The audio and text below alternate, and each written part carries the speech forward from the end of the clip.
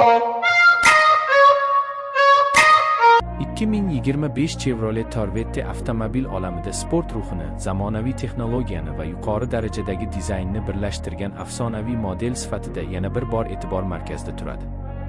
Ushbu video davomida biz yangi Corvette qanday yangilanishlar olganini, uning texnik imkoniyatlari, tashqi va ichki ko'rinishi hamda kundalik hayotda qanday tajriba berishini batafsil ko'rib chiqamiz. Corvette har doim tezlik va hayajon timsoli bo'lib kelgan va 2025 yilgi versiya bu an'anani yanada kuchaytiradi. Yangi Chevrolet Corvette agressiv va aerodinamik dizayni bilan darhol ko'zga tashlanadi. Old qismidagi o'tkir chiroqlar, past va keng kuzov, sport ruhini aks ettiruvchi havo kirish teshiklari avtomobilga poyga kayfiyatini beradi. Kuzovda ishlatilgan yengil materiallar nafaqat tashqi ko'rinishni yaxshilaydi, balki tezlanish va boshqaruvni ham ancha samarali qiladi. Rang variantlari zamonaviy va yorqin bo'lib, har bir haydovchi o'z didiga mos uslubni tanlashi mumkin. Salon ichida esa haydovchiga yo'naltirilgan ergonomik dizayn e'tiborni tortadi.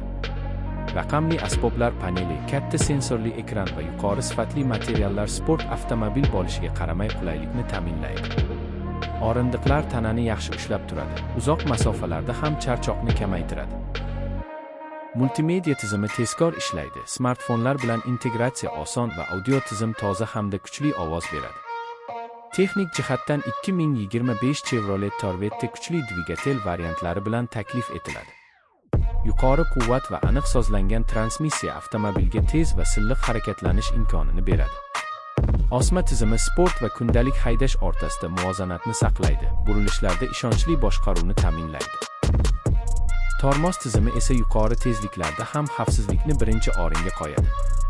Xavfsizlik texnologiyalari ham zamonaviy talablarga mos.